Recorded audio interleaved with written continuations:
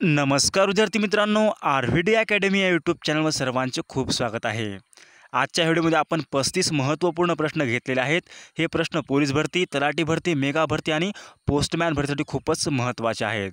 तरी सर्वांनी 35 पैकी 35 उत्तरे करेक्ट द्यायचा प्रयत्न करायचा आहे आणि आपल्याला 35 पैकी किती उत्तरे बरोबर आहेत ते नक्कीच कमेंट करून सांगायचं आहे.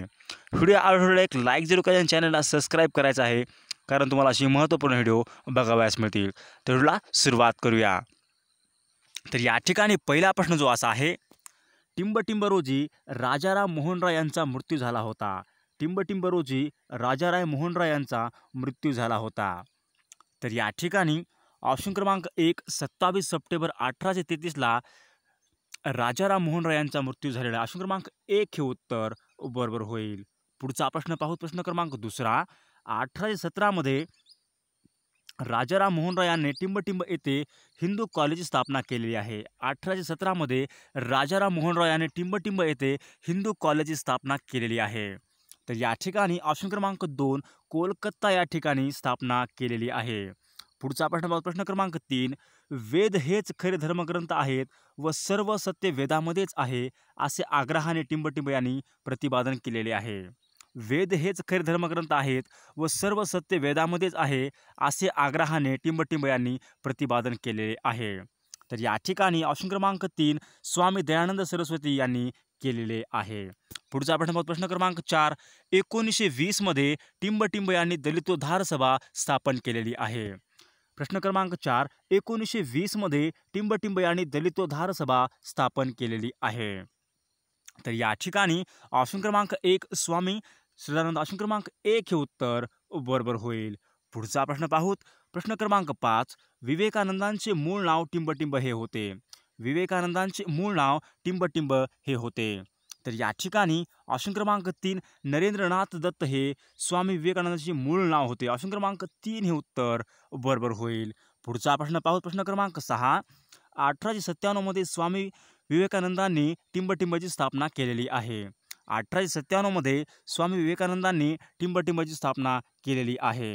तर या ठिकाणी ऑप्शन क्रमांक 2 रामकृष्ण मिशनची स्थापना केलेली आहे.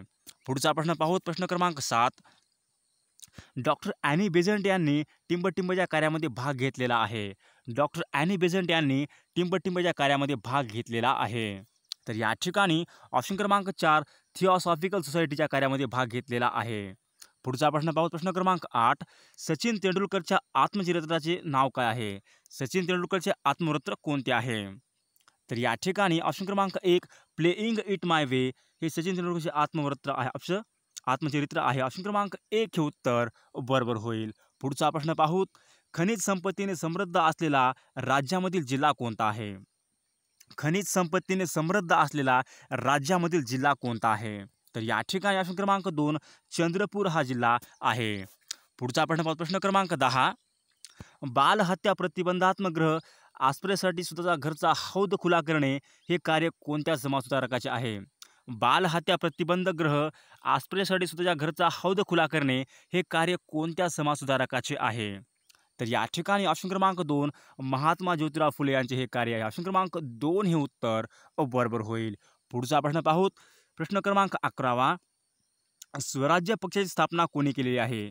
स्वराज्य पक्षाची स्थापना कोणी केलेली आहे. तर या ठिकाणी ऑप्शन क्रमांक 1 आणि 2 स्वराज्य पक्षाची स्थापना ही चित्तरंजन दास आणि मोतीलाल नेहरू यांनी केलेली आहे. ऑप्शन क्रमांक 3 हे उत्तर बरोबर होईल. पुढचा प्रश्न पाहू. प्रश्न क्रमांक 12 राष्ट्रीय काँग्रेसच्या पहिल्या अधिवेशनाचे अध्यक्ष कोण होते. राष्ट्रीय काँग्रेसच्या पहिल्या अधिवेशनाचे अध्यक्ष हे उमेशचंद्र बॅनर्जी हे होते. पुढचा प्रश्न पाहू. प्रश्न क्रमांक 12 भारतामध्ये सर्वप्रथम होम रूल चळवळ कोणी सुरू केली होती. भारतामध्ये सर्वप्रथम होम रूलची चळवळीची स्थापना कोणी केलेली आहे. तर या ठिकाणी ऑप्शन क्रमांक 3 डॉक्टर ॲनी बेझंट यांनी भारतामध्ये सर्वप्रथम होम रूल चळवळ सुरू केलेली आहे. ऑप्शन क्रमांक 3 हे उत्तर बरोबर होईल. पुढचा प्रश्न पाहू. प्रश्न क्रमांक 13 भारतामध्ये तारा आणि पोस्ट खाते खालीलपैकी कोणत्या ब्रिटिश गव्हर्नरच्या कार्यक्रमाने सुरू झालेले आहे. भारतामध्ये तारा आणि पोस्ट खालीलपैकी कोणत्या ब्रिटिश गव्हर्नरच्या कार्यक्रमाने सुरू झालेले आहे. तर या ठिकाणी ऑप्शन क्रमांक 4 लॉर्ड डलहौसी, ऑप्शन क्रमांक 4 हे उत्तर बरोबर होईल. पुढचा प्रश्न पाहू. प्रश्न क्रमांक 14 पहिली गोलमेज परिषद खालीलपैकी कोठे आयोजित करण्यात आली होती? पहिली गोलमेज परिषद खालीलपैकी कोठे आयोजित करण्यात आली होती? तर या ठिकाणी ऑप्शन क्रमांक 1 लंडन या ठिकाणी आयोजित करण्यात आली होती. पुढचा प्रश्न पाहूत. काँग्रेसने पूर्ण स्वातंत्र्य ठराव कधी आणि कोणत्या अधिवेशनामध्ये संमत केलेला आहे? काँग्रेसने पूर्ण स्वातंत्र्य ठराव कधी आणि कोणत्या अधिवेशनामध्ये संमत केलेला आहे? तर या ठिकाणी ऑप्शन क्रमांक 2 1929 लाहोर. ऑप्शन क्रमांक 2 हे उत्तर बरोबर होईल. पुढचा प्रश्न पाहूत. प्रश्न क्रमांक 16वा.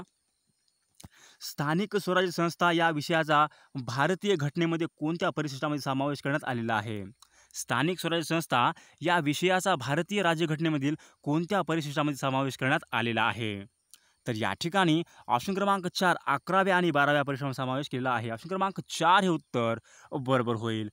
पुढचा प्रश्न पाहू. प्रश्न क्रमांक 17वा. स्वतंत्र भारताचे पहिले कायदा मंत्री म्हणून कोणाचा उल्लेख कराल? स्वतंत्र भारताचे पहिले कायदा मंत्री. तर या ठिकाणी ऑप्शन क्रमांक 3 डॉक्टर B.R. आंबेडकर. ऑप्शन क्रमांक 3 हे उत्तर बरोबर होईल. पुढचा प्रश्न पाहू. प्रश्न क्रमांक 18वा. विधानसभा बरखास्त करण्याचे अधिकार खालीलपैकी कोणास आहेत? विधानसभा बरखास्त करण्याचे अधिकार खालीलपैकी कोणास आहेत? तर या ठिकाणी ऑप्शन क्रमांक 2 राज्यपाल यांना विधानसभा हे बरखास्त करण्याचे अधिकार आहेत. ऑप्शन क्रमांक 2 हे उत्तर बरोबर होईल. पुढचा प्रश्न पाहू. प्रश्न क्रमांक 19. भारताचा पहिला व्हाईसराय कोण होता? भारताचा पहिला व्हाईसराय. तर या ठिकाणी ऑप्शन क्रमांक 2 लॉर्ड कॅनिंग हे भारताचे पहिले व्हाईसरॉय आहेत. पुढचा प्रश्न पाहू. प्रश्न क्रमांक 20. रौलट ॲक्ट कोणत्या वर्षी संमत करण्यात आलेला आहे? रौलट ॲक्ट कोणत्या वर्षी संमत करण्यात आलेला आहे? तर या ठिकाणी ऑप्शन क्रमांक 4 सन 1919 साली रौलट ॲक्ट हा संमत करण्यात आलेला आहे. पुढचा प्रश्न पाहू. प्रश्न क्रमांक 21. स्त्री पुरुष तुलना ग्रंथ हा कोणी लिहिलेला आहे? स्त्री पुरुष तुलना हा ग्रंथ. तर या ठिकाणी ऑप्शन क्रमांक 2 ताराबाई शिंदे यांनी स्त्री पुरुष तुलना हा ग्रंथ लिहिलेला आहे. पुढचा प्रश्न पाहू. प्रश्न क्रमांक 22. संगणकाची 1 MB मेमरी बरोबर 1024 काय होईल? तर या ठिकाणी ऑप्शन क्रमांक 3 हे उत्तर बरोबर होईल. पुढचा प्रश्न पाहू. जगन्नाथपुरी हे शहर कोणत्या राज्यामध्ये आहे? जगन्नाथपुरी हे शहर कोणत्या राज्यामध्ये आहे? जगन्नाथपुरी हे शहर. तर या ठिकाणी ऑप्शन क्रमांक 3 ओरिसा या राज्यामध्ये ते आहे. पुढचा प्रश्न पाहू. प्रश्न क्रमांक 14वा. चंद्र पृथ्वी सूर्य सरळ एकाच रेषेमध्ये येतात त्या स्थितीला काय म्हणतात? चंद्र पृथ्वी सूर्य सरळ एकाच रेषेमध्ये येतात त्या स्थितीला काय म्हणतात? तर या ठिकाणी ऑप्शन क्रमांक 2 चंद्रग्रहण असे म्हणतात. ऑप्शन क्रमांक 2 हे उत्तर बरोबर होईल. पुढचा प्रश्न पाहू. अयोग्य पर्याय ओळखा. तर आपल्यापुढे 4 पर्याय दिलेले आहेत. आपल्याला अयोग्य पर्याय ओळखायचा आहे. तर या ठिकाणी अयोग्य पर्याय जे होईल ऑप्शन क्रमांक 3 डाऊन्स केनिया या ठिकाणी हा अयोग्य पर्याय होईल. बाकीचे सर्व पर्याय हे बरोबर होतील. पुढचा प्रश्न पाहू. प्रश्न क्रमांक 16वा. यक्षयान हा प्रसिद्ध नृत्य प्रकार कोणत्या राज्याशी निगडीत आहे? यक्षयान हा प्रसिद्ध नृत्य प्रकार कोणत्या राज्याशी निगडीत आहे? यक्षयान. तर या ठिकाणी ऑप्शन क्रमांक 1 कर्नाटक या राज्याशी यक्षयान हा निगडीत होईल. पुढचा प्रश्न पाहूत. मराठी साम्राज्याच्या अस्ताला कारणीभूत ठरलेला सालबाईचा तह केव्हा झाला होता? सालबाईचा तह. तर या ठिकाणी ऑप्शन क्रमांक 4 हे उत्तर बरोबर होईल. सालबाईचा तह हा 1782ला झाला होता. 1782 सालबाईचा तह झाला होता. पुढचा प्रश्न पाहू. प्रश्न क्रमांक 18वा. लॉर्ड रिपन यांना स्थानिक स्वराज्य संस्थाचे जनक असे म्हणतात कारण त्यांनी हा कायदा केव्हा केला होता? लॉर्ड रिपन यांना स्थानिक स्वराज्य संस्थाचे जनक असे म्हणले जाते. तर त्यांनी हा कायदा केव्हा केला होता? तर या ठिकाणी ऑप्शन क्रमांक 1 हे उत्तर बरोबर होईल. पुढचा प्रश्न पाहूत. कोणत्या कायद्याने मुस्लिमांना स्वतंत्र मतदारसंघ देण्याचे घोषित केले होते? तर ते कायदा कोणता होता? तर या ठिकाणी ऑप्शन क्रमांक 1 हे उत्तर बरोबर होईल. पुढचा प्रश्न पाहू. प्रश्न क्रमांक 20. टिंब हे वृत्तपत्र भारतामधील प्रथम वृत्तपत्र म्हणून ओळखले जाते. भारतामधील पहिले वृत्तपत्र. तर या ठिकाणी ऑप्शन क्रमांक 3 द बेंगाल गॅझेट हे भारतातील पहिले वृत्तपत्र ठरलेले आहे. पुढचा प्रश्न पाहू. सत्यार्थ प्रकाश हा ग्रंथकर्ते कोण होते? सत्यार्थ प्रकाश. तर या ठिकाणी ऑप्शन क्रमांक 1 महात्मा फुले हे या ग्रंथाचे ग्रंथकर्ते होते. ऑप्शन क्रमांक 1 हे उत्तर बरोबर होईल. पुढचा प्रश्न पाहू. प्रश्न क्रमांक 22.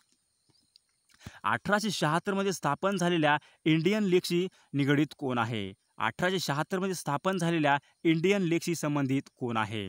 तर या ठिकाणी ऑप्शन क्रमांक 1 हे उत्तर बरोबर होईल. पुढचा प्रश्न पाहू. प्रश्न क्रमांक 23. वैयक्तिक सत्याग्रही चळवळीची सुरुवात केव्हा आणि कोणी केली होती? वैयक्तिक सत्याग्रह चळवळीची सुरुवात केव्हा आणि कोणी केली होती?